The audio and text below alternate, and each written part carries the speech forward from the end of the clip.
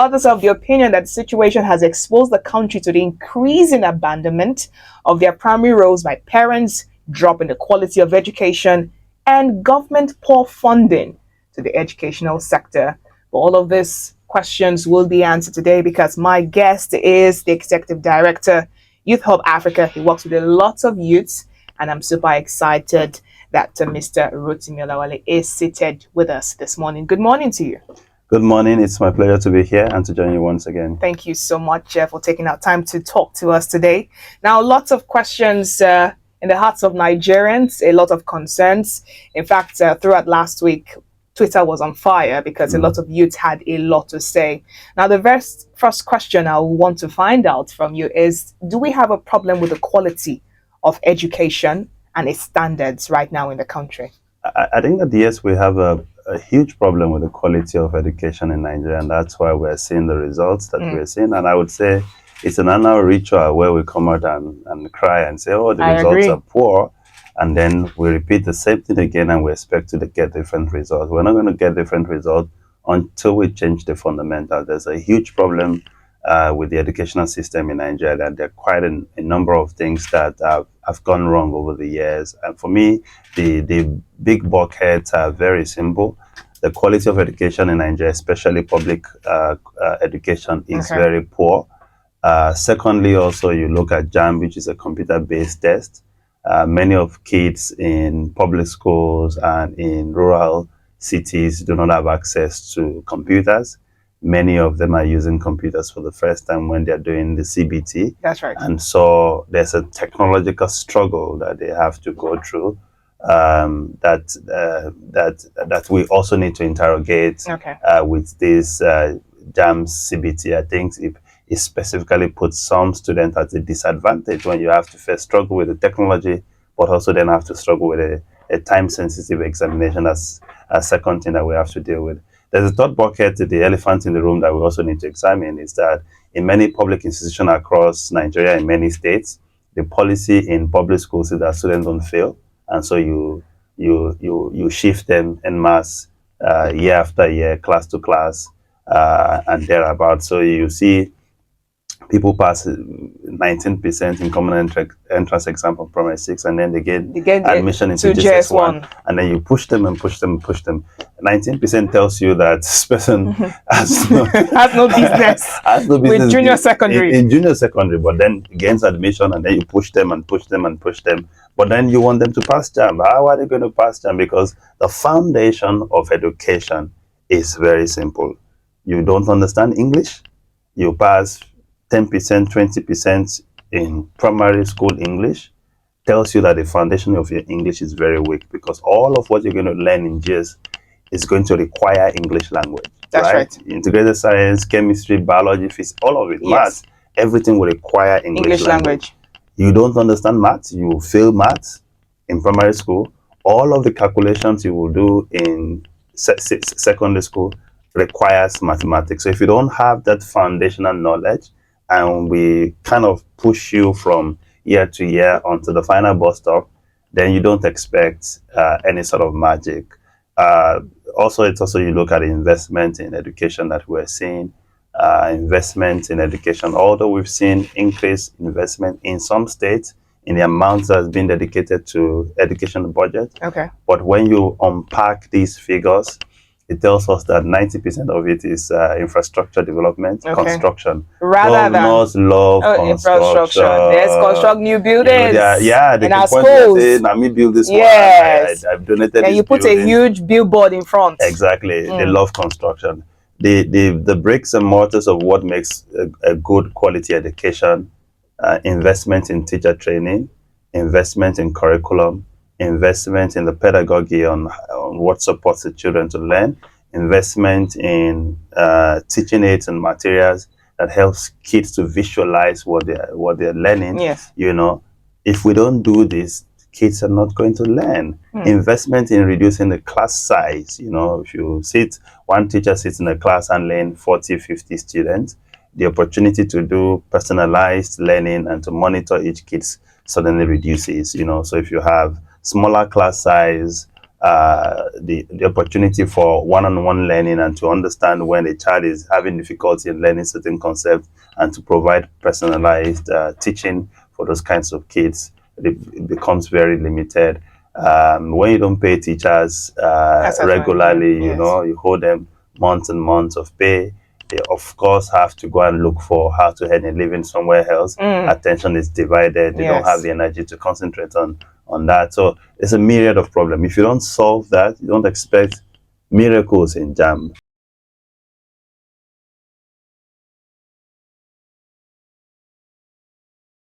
I always say the responsibility of primary and secondary education is not in the hands of the federal government. It's in the hands of local and state government. Secondary education lies solely in the hands of state government. Federal government only has a handful of unity schools. I think they have about 109 or 100, less than 120 unity schools, secondary schools across Nigeria.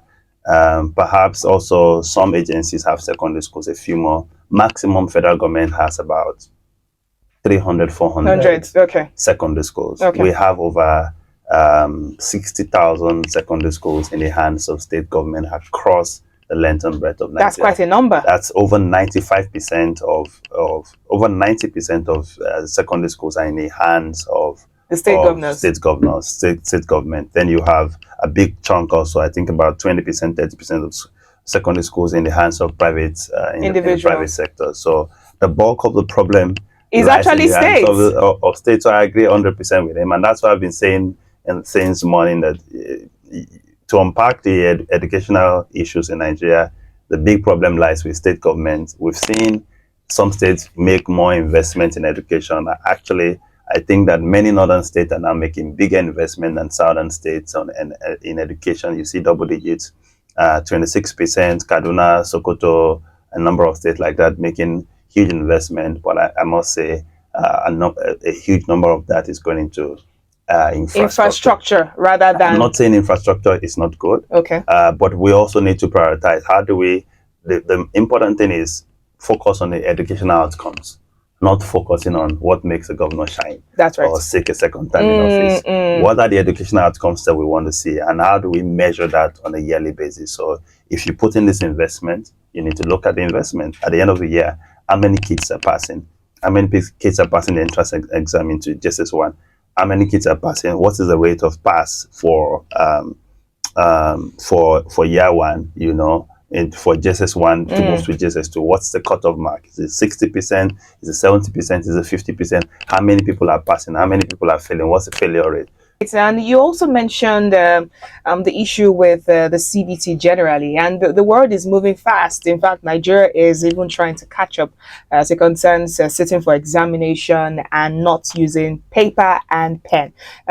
Some of them even say we're getting to a point where it has to be CBT strictly. That's where we're going. But are we ready strictly for it? I mean, I'm one of those who've been a strong critic of JAMB for forcing kids to do CBT by force. I would say that while I think that using CBT is modern, allows probably JAMB to be able to crunch the numbers, the test scores in good time, but I also think that what we need to be careful about policy making in Nigeria are on policies that confers advantage to some, but also put other people at a great disadvantage on something that is not their fault. You know, we should not weaponize poverty in Nigeria. You know, so if people live in poor household, I have read and studied, I have limited access to books, not my fault. My library is not stocked, but I've somehow navigated all of these challenges, and then I've read and studied to the best of my knowledge. And then on exam day, I sit and face a CBT. I sit in front of a computer. To move a mouse is a challenge. I probably have to use my two hands to navigate the mouse and press, whereas my colleague who lives in Ibadan or lives in Lagos, who has been using iPad from age 2 and using his mom's phone to watch YouTube can navigate this thing, as probably on question 10, I'm on question 2. We probably have the same level of knowledge. I didn't finish my own exam. He finished his. I probably will lose 30, 40 marks Because I cannot complete mine. I cannot complete mine, and I have technological challenge, and he doesn't have that. So he has speed, I don't have it, you know, and that's just solely because I'm disadvantaged. I'm very worried about those kinds of inequalities in Nigeria. And I think we need to hold the feet of JAMB to fire in saying, how do we unpack this, you know? How do we also ask our research institutes, our academicians to do more data, more research around what does this inequality means and what disadvantage do these kids have, so that we can continue to engage the system for change. He was talking about we're back to the issue of social media. Because like I said, a lot of people believe that once you say, why do you think we had lots of failure, they say TikTok was the problem. You know, and I continue to say these things. I was interacting with a young person once. Actually, she's in the university, and she sent me a WhatsApp message, and then I responded almost immediately, and then I didn't hear from her again until evening. And then when she messaged me, like, oh, you asked me something in the morning, I responded immediately, and her response baffled me. She said, I switched off my data. Oh. And I'm like, why? She said, because the data I've bought has to last me to the end of the month. And so I own it, I quickly do, and I switch. So I tell people, you think everybody has access to YouTube and TikTok, they can just leave their phone and the data will be going on TikTok and Instagram. People don't. Families can't afford to give their kids to just sit and watch YouTube. It's those of us who live in urban cities who have access. We don't care how much we spend on data. We don't bother about these things. That's them. People whose household earn very limited income, and where they spend a bulk of their income on just daily feeding, from 60% of the income is gone. Ooh. You know, and then families where if a child falls sick of malaria, to cough out 3,000 naira to buy malaria tablets, they have to struggle for 3, 4, 5 days to be able to do it. Because we can jump in our cars and go to a pharmacy and swipe our cards and buy. We think the entire country is like that. No, majority of the country actually are those who can't afford it, who don't have fancy gadgets, who don't have this access. There are some homes in Abuja, if a family of 5, there are probably 15 gadgets in the house. Father has 2 phones, 1 iPad, 1 laptop, mother has that. There's one for the nanny, there's one here. You have all these guys. You think that's how life is for the entire country? Absolutely not. There are many more people who don't have access to gadgets, who can't operate a smartphone, who don't have Instagram account, who don't have Facebook account, who don't have access. You know, they don't have access. That's why you see, for instance, they will tell you majority of Nigerians, over 80% of Nigerians have less than 500,000 naira in their bank account. What does that tell you? Okay, Mr. Rotimi, let's also talk about, I know this is a topic on its own, but we also need to slip it in. School na scam syndrome. Is that also a major problem? Because we've seen youth say, oh, after all, really, when I get into the university may decide to give me a course, a choice that I didn't even ask for. Even if I try to change, if I don't have money, if I don't have connections, I might not get the course. Even if I get the course, what are the chances that I will come out and get a good job? So all of these factors, has it also contributed to massive failures in our examination? I think let's unpack this school and scam thing that I hear people say all the while. I think that one of the biggest factor that people have seen that moves people out of poverty is education. That's right. You know, so if you say school is a scam, it doesn't mean that other people don't do other things and get out of poverty. And you also see that parents who are educated also prioritize education for their children. Yes. Many people go to public schools and then they say, I don't want my kids to have this level of education. I want them to have take better, a step higher. You know, so they save and perhaps dedicate a huge chunk of family income to ensure that their children get a better education because they've seen the value of that. And that's what education does. If you don't go to school, you don't know the public schools are bad, or you probably don't care, or you probably don't know the difference. And that's one of the things that ensures the cycle of poverty continues. So we need to be clear about that. Exactly.